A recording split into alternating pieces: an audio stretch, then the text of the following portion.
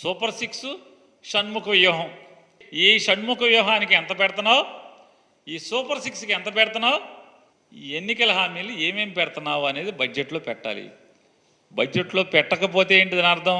ఈ సంవత్సరానికి ఉష్కాకి ఈ పథకాలు ఏం లేవని ఆ బతుకు బయటపడిపోద్ది. అదే ఇప్పుడు ఆర్డినెన్సో లేకపోతే ఓటాన్ అకౌంట్ అనుకో, కుట్టు సప్పుడు కాకుండా ఏమి లేకుండా టప్పని పాస్ చేసేసుకోవచ్చు.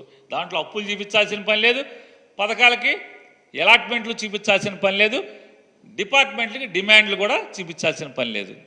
ఈ సూపర్ 6కి ఈ హామీలు ఉన్నాయి కదా, ఆకాశానికి తీసుకెళ్లారు అరచేతిలో వైకుంఠం.